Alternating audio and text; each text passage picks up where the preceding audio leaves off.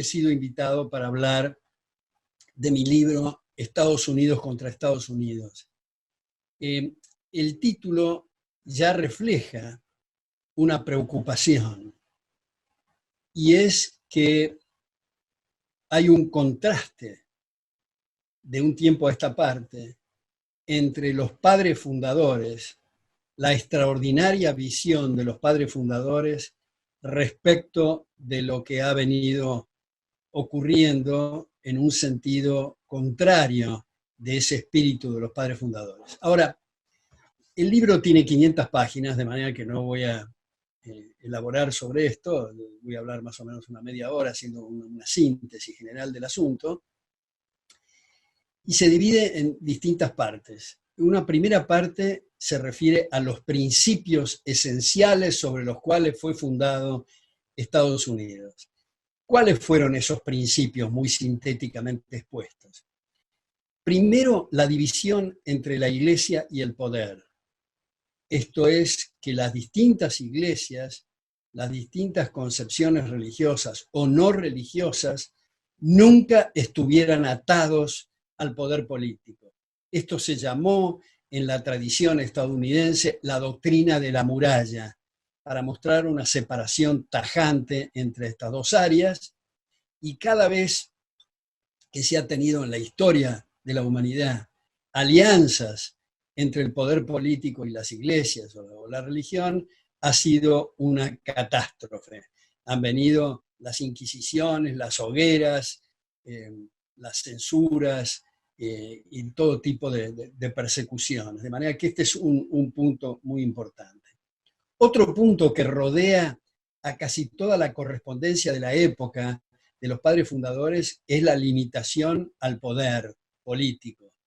Esto es, que el poder político, el gobierno, el monopolio de la fuerza, está constituido única y exclusivamente para proteger los derechos de las personas. Y las personas tienen que tener siempre una actitud y una posición activa en cuanto a la defensa de esos derechos. Por eso Jefferson decía que el precio de la libertad es la eterna vigilancia.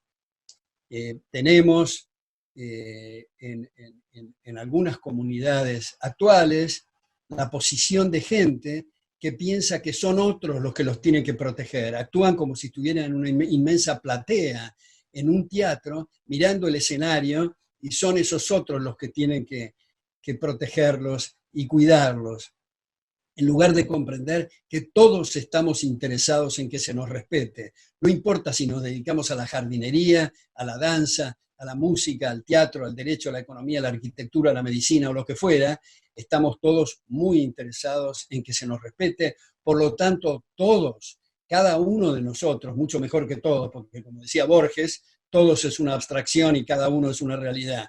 Entonces, cada uno ocuparnos diariamente de proteger los derechos. Y no es una exageración cuando digo la importancia de que al acostarnos a la noche tenemos que preguntarnos, ¿qué hice hoy para que me respeten? Si la respuesta es nada, las consecuencias son una catástrofe. Por eso, en este libro también lo cito, Alexis de Tocqueville, donde él decía en el libro menos conocido, El antiguo régimen de la Revolución Francesa, menos conocido que la democracia en América, donde él dice que en muchos países, y eso ha ocurrido en Estados Unidos, y lo subrayo en este libro, que al tener un progreso moral y material fenomenal, en la Argentina ocurrió algo similar, la gente da eso por sentado. Lo da como un hecho, como un suceso que tiene que automáticamente mantenerse. Y ese, dice Tocqueville, es el momento fatal, porque es el momento en que ocupan posiciones intelectuales otras visiones, visiones keynesianas, visiones de la CEPAL, visiones intervencionistas, estatistas, socialistas, marxistas, etc.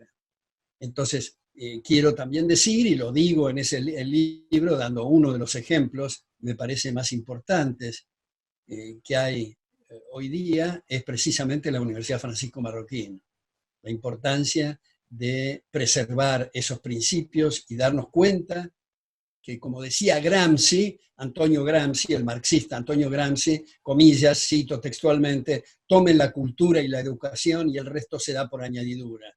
Es un tema de las cejas para arriba, es un tema de la mente y es un tema de educación. Por eso vuelvo al tema de la Universidad Francisco Marroquín. Otro punto dentro de estos principios es explicar qué es el derecho, porque vivimos en la época de los pseudo-derechos, que quiere decir el usar, manotear los bolsillos ajenos. Esto es, si yo gano 100 en el mercado, la contrapartida es la obligación universal de todos de respetarme esos 100.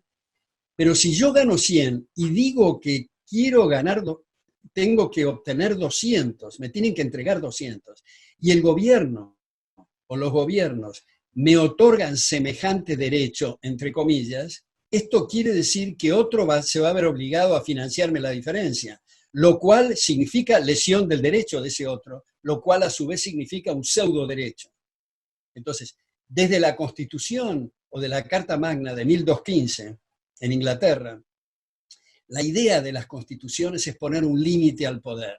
Sin embargo, hoy se observa en gran medida que las constituciones, en gran medida, no todas por suerte, afortunadamente, son una especie de detalle de aspiración de deseos o de pseudo derechos.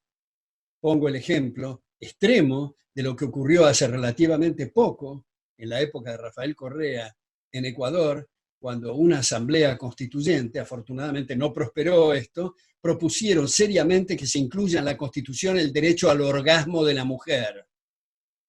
En la Constitución brasilera, de hace 3 o 4 versiones de la Constitución, había un inciso que decía cuánto debería de ser la tasa de interés en términos reales. Eso no son constituciones, son anticonstituciones. Entonces, un punto central de los padres fundadores y de los principios es poner límites al poder político y explicar qué significan los derechos. Y no hay el derecho a la vivienda, el derecho a vitaminas, a hidratos de carbono, el derecho a tener una motocicleta con 2 caños de escape. Todos esos son pseudo derechos. Otra vez, la contrapartida del derecho es la obligación, y cuando es lícito todos tienen la obligación de respetarlo. Pero no echar mano al bolsillo ajeno, lo cual convierte a la sociedad, en algunas comunidades, en un círculo enorme donde cada uno tiene metido las manos en los bolsillos del prójimo, y eso es invivible. Otro punto que es importante en este contexto es eso que suena tan atractivo, pero que es falso, que es la igualdad de oportunidades. En una sociedad abierta, la gente tiene más oportunidades, pero no iguales. La igualdad de oportunidades es incompatible con la igualdad ante la ley. O hay la igualdad de derechos o hay igualdad de oportunidades, porque no tenemos las mismas oportunidades desde el punto de vista físico, desde el punto de vista intelectual, porque somos distintos. Digamos, si yo juego al tenis con un profesional y exijo igualdad de oportunidades, hay que encadenarle el brazo derecho al otro, lo cual implica lesionar su derecho. Entonces, dicho sea de paso, el punto de igualdad ante la ley va atado, va anclado al concepto de justicia según la definición clásica de dar a cada uno lo suyo. Y lo suyo, subrayo, pongo en negrita o en bastardillas, remite al derecho de propiedad. Y esto es una cosa muy medular en todos los padres fundadores, el derecho a la propiedad. Si hubiera de todo para todos todo el tiempo y crecieran los bienes y servicios en los árboles, no habría necesidad de dar esta charla, de hablar de economía, de asignar recursos ni de precios, si hay mayor cantidad de esos bienes que las necesidades que hay por él. Por ejemplo, por ahora en este planeta, el aire. No hay necesidad de asignar derecho de propiedad del aire, porque hay más aire del que necesitamos para respirar. Sin embargo, con el resto de los bienes y servicios no ocurre eso. Por lo tanto, se asignan derechos de propiedad. Y al asignar derechos de propiedad, tiene la gran virtud que pone la propiedad en las manos más eficientes para servir a su prójimo, porque de eso se trata. el buen comerciante y empresario, para satisfacer su patrimonio, no tiene más remedio que satisfacer las necesidades y los deseos y los reclamos de su prójimo. Y el que acierta en esos reclamos obtiene ganancias, y el que se equivoca o yerra incurre en quebrantos. Y es indispensable dejarlo que incurra en quebrantos, y no como esta de las cosas más inmorales que han ocurrido en Estados Unidos en los últimos tiempos, los bailouts y salvatajes a empresarios irresponsables e ineptos. Porque cuando hablamos de empresarios, estamos hablando de los comerciantes en el sentido que les describí, y no estamos hablando de muchos de los que nos rodean, que son asaltantes de guante blanco, que se alían con el poder para explotar miserablemente a sus congéneres, para tener privilegios y mercados cautivos. Eso no son empresarios, son asaltantes de guante blanco, y a veces no tan guante blanco, varones feudales o simplemente ladrones. Entonces, ese era un punto muy medular en los principios de Estados Unidos. Otro principio muy fundamental es la libertad de prensa. Esto es que cada uno diga lo que le dé la gana, la libertad de pensamiento, porque acá tenemos que comprender que, como decía Karl Popper, el conocimiento es un proceso que tiene de provisionalidad, sujeta a posibles refutaciones. Es un proceso de prueba y error. Y para eso es necesario que cada uno pueda exponer su idea y su pensamiento, lo cual no quiere decir que no tenga consecuencias. Si yo ofendo o insulto o lesiono derechos o incito para lesionar derechos, en fin, de otros, tendrá sus consecuencias en procesos independientes de la justicia. O sea, el establecimiento es otro de los principios de poder judicial, no poder perjudicial. Esto es una justicia que siga esa definición clásica de Ulpiano de dar a cada uno lo suyo, y no a través de procedimientos que son dignos de una producción cinematográfica de Woody Allen, refiriéndonos a justicia social. La justicia social tiene solamente dos interpretaciones. Una es una redundancia grotesca, porque la justicia no puede ser vegetal, mineral o animal, es siempre social. Pero en realidad se usa esa expresión, justicia social, para aludir a la antítesis de la justicia. Esto es sacarles a uno lo que les pertenece para darles a otros lo que no les pertenece. Eso Hayek, también lo pongo en este libro, dice que el adjetivo social puesto frente a cualquier sustantivo lo convierte en su antónimo. Constitucionalismo social quiere decir que no va a haber constitución. Derechos sociales quiere decir que se lesionan derechos. Justicia social quiere decir que va a haber injusticias. Democracia social quiere decir que no va a haber democracia. Y en este sentido también cito en este libro, en el concepto de democracia, a un célebre contrasto con un célebre constitucionalista argentino, Juan González Calderón, que decía que los demócratas de los números ni siquiera de números entienden, porque se basan en dos ecuaciones falsas. 50% más 1% igual al 100%. 50% menos 1% igual al 0%. Las dos ecuaciones son falsas. Entonces, si pensamos que las primeras minorías o las mayorías, eso es la democracia, tendríamos que decir que Hitler era demócrata, o Allende en Chile, o este personaje que habla con los pajaritos en Venezuela es un régimen democrático. Entonces, la concepción de la democracia, que por otra parte en la Constitución estadounidense no se menciona esa palabra, se menciona la palabra república, porque viene a fortalecer más el concepto medular de la democracia, porque la democracia tiene dos partes, decían los padres fundadores. Una parte formal, mecánica, accesoria, que son las primeras minorías o las mayorías, y una parte sustancial, que es el respeto de los derechos de minorías y de mayorías, individualmente. El autor que yo cito en ese libro, que más fuerza didáctica tiene con respecto a la cuestión de la democracia, es Giovanni Sartori, que es contemporáneo a nosotros. Pero la República tiene 5 partes. Primero, la igualdad ante la ley, que ya me referí. Segundo, la división de poderes, que también lo mencioné tangencialmente cuando hablaba de la justicia. Tercero, el cambio, la rotación de autoridades. Cuarto, la responsabilidad de los gobernantes ante los gobernados. Y quinto, la transparencia en los actos de gobierno.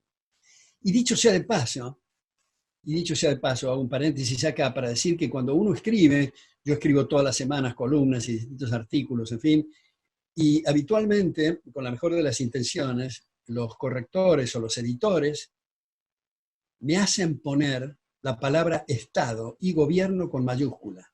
Me parece una insolencia. Ya he convencido a algunos en eso. Porque si vamos a poner gobierno, Estado con mayúscula, por lo menos hay que poner individuo con mayúscula, porque es el individuo, es la persona la que es sujeta de derechos.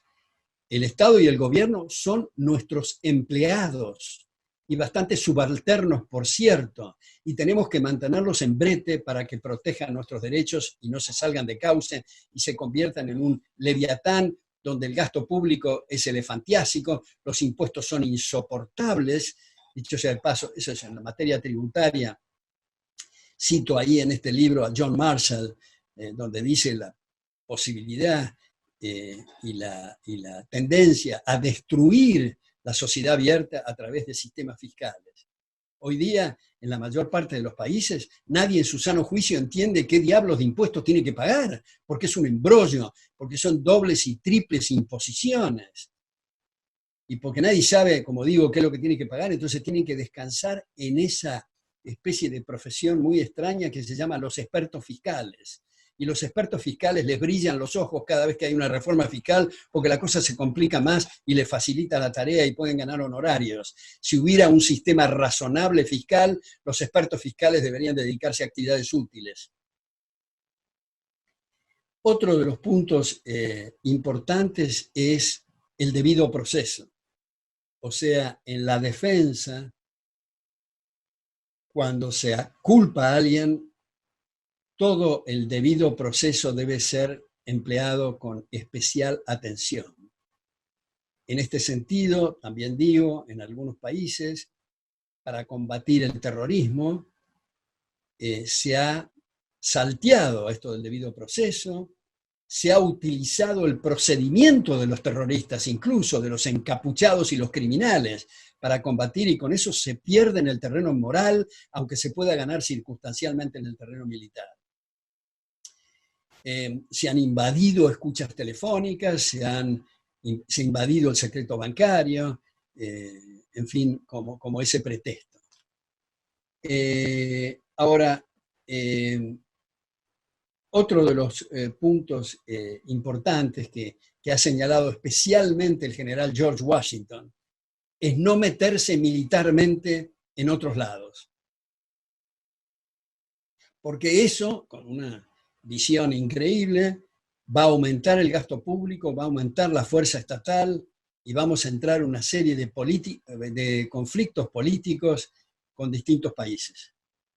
Y ustedes han visto lo que ha ocurrido, por ejemplo, en la guerra de Corea, en la guerra de Vietnam, en Afganistán, en Irán, en Irak, en Haití,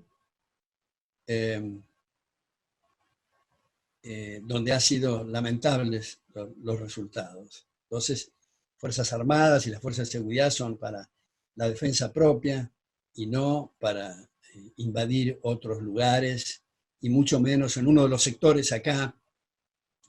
Hablo de la política exterior de Estados Unidos. También se ha declinado muchísimo en el Departamento de Estado.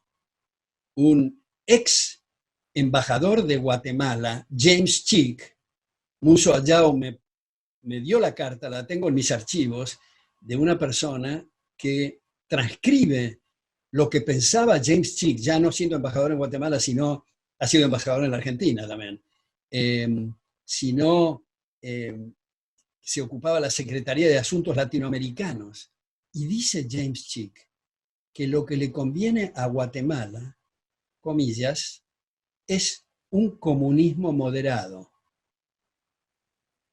George Shultz, el ex secretario de Estado de Reagan, trató de modificar estas cuestiones, pero viene de larga data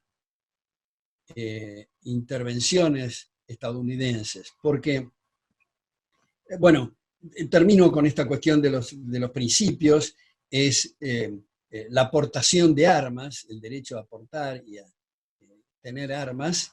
En ese sentido, recomiendo a los que les interesa que vea en mi libro todas las reflexiones de César Beccaria, que fue el fundador y el pionero del derecho penal, la importancia de portar armas y cómo el entregar armas al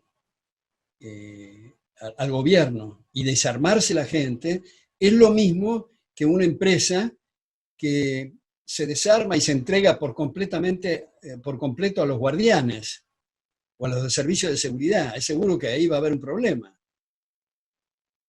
Incluso Leonard Read, el fundador de la Foundation for Economic Education, FEE, en el año 46, el primer think tank del mundo referido a la defensa de nuestras ideas de respeto recíproco, dice que no debería usarse la palabra gobierno. Nos equivocamos, dice, al usar la palabra gobierno. Tiene que ser agencia de seguridad, porque usar la palabra gobierno es lo mismo que al guardián de una empresa, dice Read, llamarle gerente general. No es el gerente general, es el guardián, es el empleado. Esto que, de cuestiones semánticas, que puede parecer que no tiene tanta importancia, tiene, porque sirve para pensar y para comunicarnos, y por lo tanto si se distorsiona el idioma, no nos podemos comunicar y no podemos pensar con la suficiente lucidez. Otro principio muy importante del federalismo, y veo que tengo que resumir acá el libro porque me estoy en el primer capítulo todavía, voy a acelerar, es el federalismo. O sea, descentralizar el poder. Porque acá viene un punto muy importante de los partidarios de la sociedad libre. La única razón por la cual se justifica que el globo terráqueo esté subdividido en naciones es para evitar los peligros fenomenales de la concentración de poder de un gobierno universal. Solo para eso, no para tomarse en serio las fronteras y las culturas alambradas y los nacionalismos xenófobos, que no dejan pasar, digamos, bienes y servicios y personas. Y dentro de ese país, a su vez, para limitar el poder, hay un fraccionamiento en provincias o en estados, y dentro de ese fraccionamiento en municipalidades o intendencias.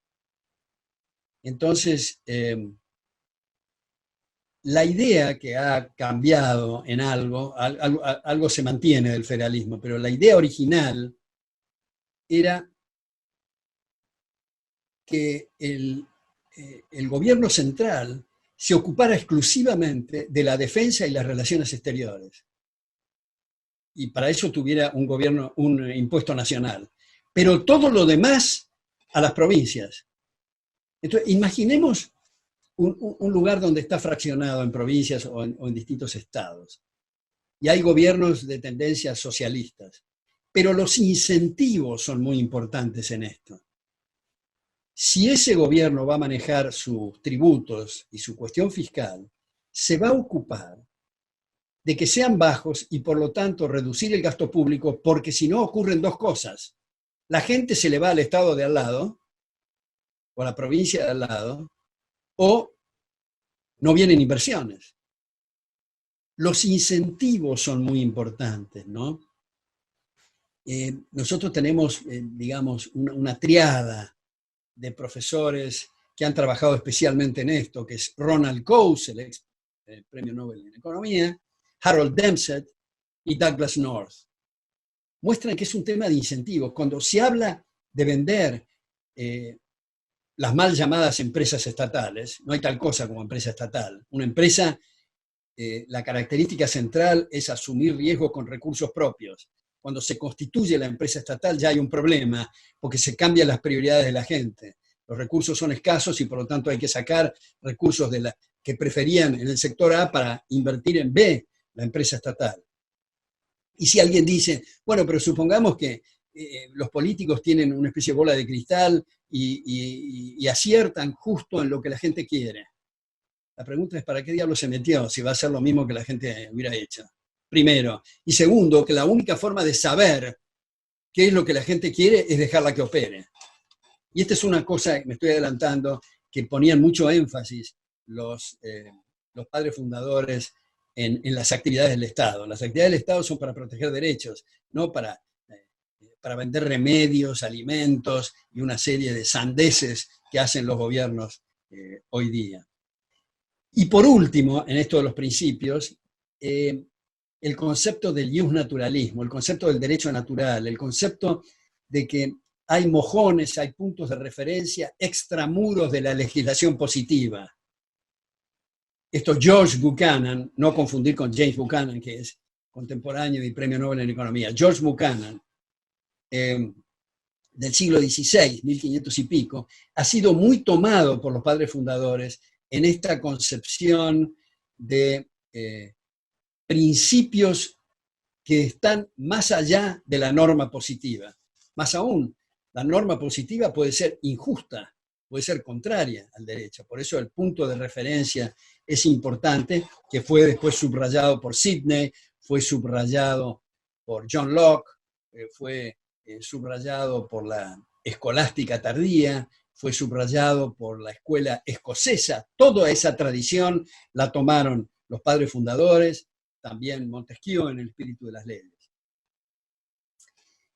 En esos principios está el derecho a la resistencia, que está en la Declaración de Independencia. Si un gobierno atropella los derechos de la gente, está en la obligación moral de la gente de levantarse contra ese gobierno, sustituirlo y tener otro. Bueno, esos son los principios del primer capítulo. Luego viene el tema de la declinación. La declinación comenzó tal vez con la mal llamada guerra civil en Estados Unidos. Mal llamada porque en realidad era el sur liberal, en el sentido clásico del término, contra los abusos, los atropellos y los privilegios del norte. Hay mucha bibliografía con esto que cito en mi libro, pero ese es un primer paso. Un segundo paso fue lo que se llamó en Estados Unidos la Revolución del año 13. Woodrow Wilson era presidente. La Revolución del año 13 tiene dos incorporaciones incompatibles con el espíritu de los padres fundadores. Los dos son, primero, el impuesto progresivo. Hasta ese momento los impuestos eran proporcionales, quiere decir en proporción a lo que gana, a lo que se consume, según como sea el objeto imponible. Una tasa progresiva quiere decir que progresa la alícuota a medida que progresa el objeto imponible. ¿Y cuál es el problema que veían los padres fundadores del impuesto progresivo y que lo veía con tanta simpatía Marx en el Manifiesto Comunista de 1848 con Marx y Engels, que insistían en el impuesto progresivo? ¿Por qué ellos favorecían el impuesto progresivo y los padres fundadores se oponían? Y no solo los padres fundadores en Estados Unidos, muchísimos, por ejemplo, Juan Bautista Alberdi en la Argentina, también el impuesto progresivo. ¿Por qué? Porque el impuesto progresivo tiene estos efectos. Primero, afecta las posiciones patrimoniales relativas. ¿Qué quiere decir eso? Quiere decir que nosotros, ustedes y yo, vamos al supermercado, compramos más de A, menos de B, un poco más de C, y estamos estableciendo posiciones relativas, patrimoniales. Premiamos a uno, no castigamos al otro porque le compramos menos, y resulta que cuando salimos del supermercado se aplica el impuesto progresivo que altera todas esas votaciones anteriores nuestras. Y como los recursos son escasos, el derroche y el consumo de capital implica baja de salarios e ingresos en términos reales, porque la única razón por la cual los ingresos y salarios en términos reales aumentan es porque aumenta la tasa de capitalización. Quiere decir maquinarias, equipos, instalaciones, conocimientos relevantes que hacen de apoyo logístico al trabajo para aumentar su rendimiento. Cuando decimos que los salarios en Canadá son más altos que los de Uganda, no es porque los canadienses son más generosos y en Uganda son más agarrados, no, es por las tasas de capitalización. No tienen más remedio que pagar salarios más altos porque la inversión es mayor, el ahorro interno y externo es mayor en ese país. Con lo cual se necesitan marcos institucionales civilizados que atraigan, que permitan, que respeten y que garanticen, desde luego, ese ahorro y esa inversión. Primer efecto. Segundo efecto, el impuesto progresivo es regresivo, o sea, afecta especialmente a los que menos tienen. ¿Cómo es eso? Supongamos que se ponga un impuesto del 90% al más millonario de la comunidad. Ese más millonario de la comunidad no va a dejar de comer carne, papas, su tren de vida no va a cambiar, su casa, su mansión no va a ser distinta, sus automóviles, va a dejar de invertir. Y si deja de invertir, dijimos recién que la tasa de capitalización es lo que aumenta salarios en términos reales, está perjudicando gravemente al marginal y al que menos tiene. Segundo efecto. Tercer efecto. El impuesto progresivo al comienzo es un privilegio para los ricos. ¿Cómo un privilegio para los ricos si justamente se pone un impuesto progresivo? Imaginemos una pirámide patrimonial, donde los de mayor patrimonio están en el vértice y los de menor patrimonio están en la base. Y empiezan a ascender los de la base.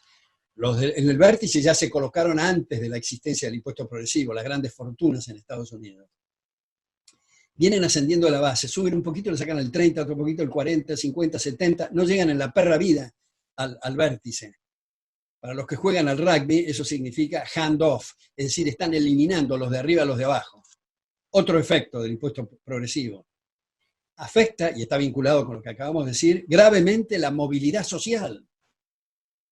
Es muy importante la movilidad social. Esto quiere decir que los que están en el vértice no sirven, tienen que bajar con la velocidad necesaria. Los que están en la base sirven, tienen que subir con la velocidad necesaria. Pues el impuesto progresivo bloquea esos movimientos. Establece o tiende a establecer una especie de sistema feudal. El que nace rico, nace y muere rico, y el que nace pobre, nace y muere pobre, debido a ese maldito impuesto progresivo que los padres fundadores objetaban tanto y que se estableció en el año 13. Último efecto del impuesto progresivo es que es un castigo a la eficiencia. Vean ustedes, si me permiten la expresión, la imbecilidad que esto significa. Se dice a la gente que tiene que ser eficiente, que tiene que trabajar, que tiene que esforzarse, rendir más, y cuando atiende mejor las necesidades de su prójimo y es eficiente, se dan más que proporcionales palos fiscales. Y no es un impuesto proporcional, porque ya se sabe que el que tiene 1 millón, el 10% de 1 millón es más que el 10% de 1000, proporcional. Es progresivo, o sea que hay un castigo adicional. Ese fue la primera aspecto de la revolución del año 13. El segundo aspecto fue la vaca sagrada del siglo XX, que es la banca central. La banca central no puede no equivocarse. La banca central siempre, como decimos en la Argentina, mete la pata, siempre yerra. No importa que los banqueros centrales sean muy probos, sean los mejores economistas del orbe y los más decentes del orbe. ¿Qué pueden hacer los banqueros centrales? Una de 3 caminos. Decidir a qué tasa expandir, a qué tasa contraer o dejar igual la masa monetaria. Pues cualquiera de las 3 cosas que decida van a estar afectando los precios relativos. ¿Y qué hay con afectar los precios relativos? Que son los únicos indicadores que tiene la economía para operar. Es una especie de tablero con señales, y las señales están falseadas y desdibujadas como consecuencia de lo que hizo el Banco Central.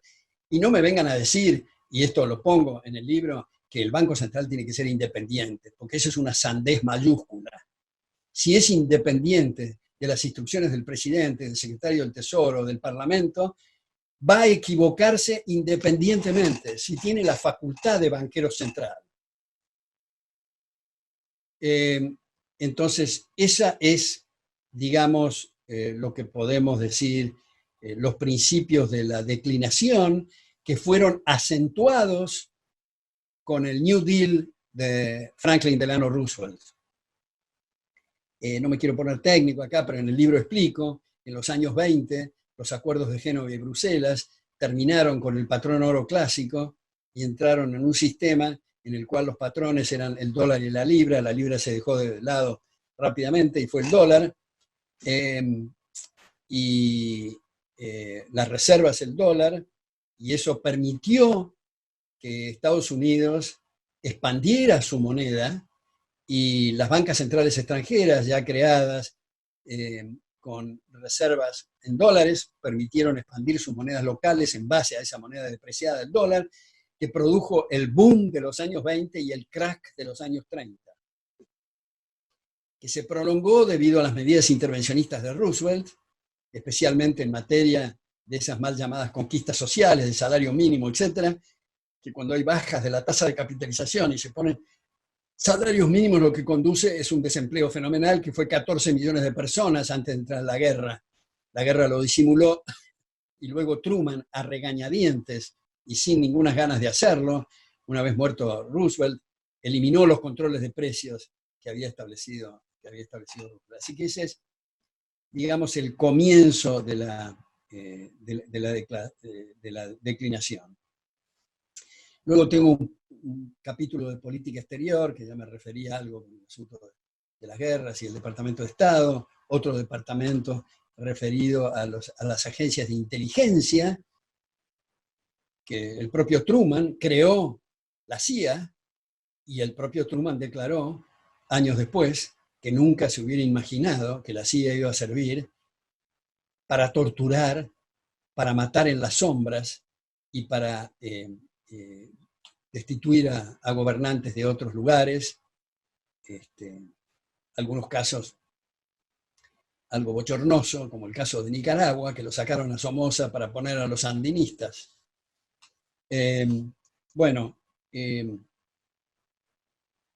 me detengo en otro capítulo, en un quinto capítulo, que se llama Otros ejemplos aberrantes, donde me quiero detener, para no tomar mucho más tiempo en este asunto, en el tema de la educación. Hay un libro extraordinario que se llama Inside American Education, de Thomas Sowell. Y hay hay bibliografía bastante amplia sobre esto, pero ahí lo cito en el libro, mostrando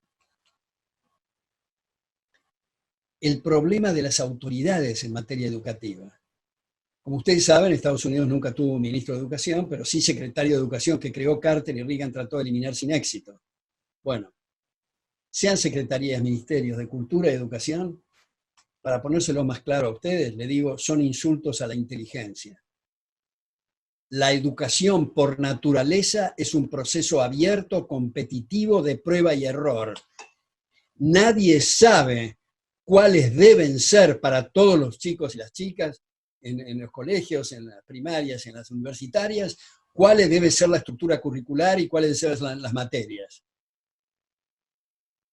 Entonces, los procesos abiertos son fundamentales para la educación. Ahora que ha habido esta desgracia de la pandemia y todo esto, que no quiero entrar en eso porque ya me han hecho tantos reportajes sobre el tema de la pandemia que estoy un poco cansado, pero digamos, en todo caso es fértil y es útil estos medios que estamos usando, Zoom ahora, que va también a, me parece, repercutir sobre el tema educativo, sin necesidad de hacer desplazamientos ni traslados. Las materias, la educación, ahora estoy dando varias cátedras, tengo por aulas virtuales. Tal vez esto zafe algo en los ministerios de educación y acelere o acentúe más eso del homeschooling. El homeschooling hace relativamente poco, The Economist de Londres le destinó unas 3-4 páginas donde decían los oficiales de admisión de las universidades del Ivy League en Estados Unidos, que estaban impresionados no solo por la capacidad académica de los egresados de homeschooling, sino por su vestimenta y por su lenguaje. El apoyo logístico de Internet para la socialización del club de ajedrez, el club de baile, de hockey, de rugby, de fútbol, de qué sé yo. Entonces, la independencia es muy importante. Yo también en la introducción, porque empecé mi libro en Guatemala, Estados Unidos contra Estados Unidos, debido a intercambios con Musso Ayau y con Giancarlo Ibargüen, principalmente, y otros colegas y amigos. Y bueno, yo sabía, por haber sido el primer profesor visitante, como digo, en la Universidad Marroquín, que Ayau y sus amigos tuvieron que pasar por las orcas caudinas, una serie de obstáculos y limitaciones increíbles para poder constituirse. Incluso, y no quiero dar nombres, pero incluso algunas instituciones universitarias de la competencia trataron de bloquear la existencia de la Universidad Francisco Marroquín. Bueno,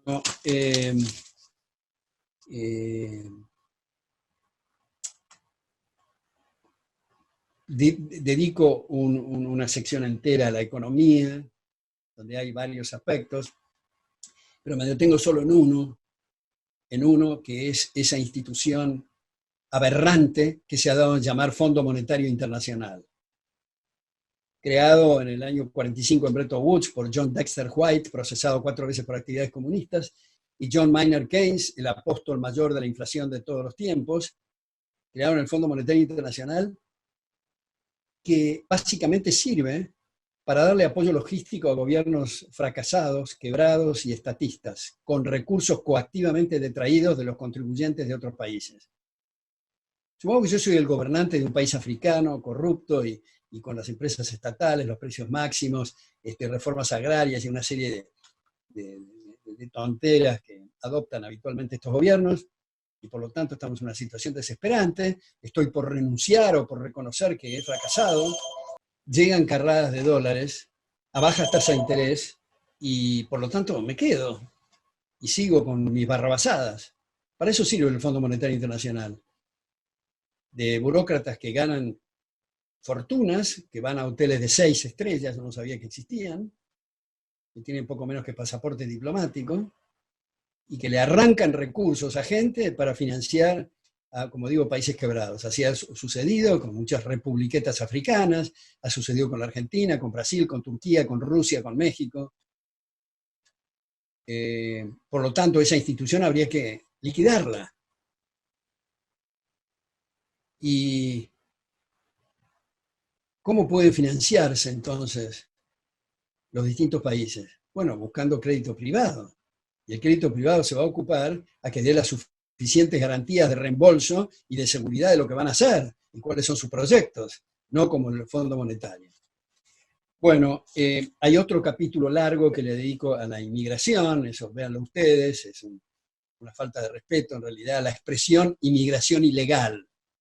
Cuanto más hay de asignación de derecho de propiedad, más se convierte en como si fuera nuestra casa el tema. Dejamos entrar a quien nos da la gana, a quien contratamos, y no a algunos burócratas que se ponen ahí parados en las alturas a decir qué debemos de hacer con los franceses o con los españoles. ¿Cómo que debemos de hacer?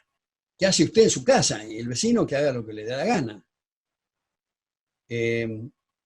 Hay otro capítulo dedicado a esta guerra absurda y contraproducente que es la guerra contra las drogas. Yo escribí un libro que se llama La tragedia de la drogadicción, una propuesta con prólogo de Carlos Alberto Montaner, donde me detengo a explicar la necesidad urgente, igual que con la ley seca, la corrupción de policías, de jueces, y todo esto fue una cosa realmente espantosa, y lo mismo está ocurriendo con la cosa de las drogas, ¿no? Hoy en Estados Unidos hay algunos lugares donde se le dan a los jóvenes $15.000 semanales para colocar drogas en los colegios y en los lugares bailables. Eso debido a los márgenes operativos fenomenales de la droga, que además permite las sintéticas que son mucho más devastadoras que las naturales. Y además, como dice Milton Friedman, ¿no? Decir guerra contra las drogas es una cosa absolutamente sin sentido. Es lo mismo que decir la guerra contra la aspirina. La guerra es contra personas, no contra un líquido o un polvito. Bueno, tengo ese libro, pero he desarrollado el concepto en este. Luego, y vamos al anteúltimo capítulo y termino con esto, una mirada al futuro, donde analizo los temas técnicos de los bienes públicos, las externalidades, la simetría de la información, el teorema Kaldor-Hess, el sistema puesto del equilibrio Nash y equivalentes, para mirar un poco a largo plazo distintas nuevas propuestas. Y por último, el último capítulo son las reservas morales en Estados Unidos, que afortunadamente son muchas. Y ahí me detengo en varios puntos, pero señalo uno solo, y con esto sí termino, que es el tema del mal llamado aborto.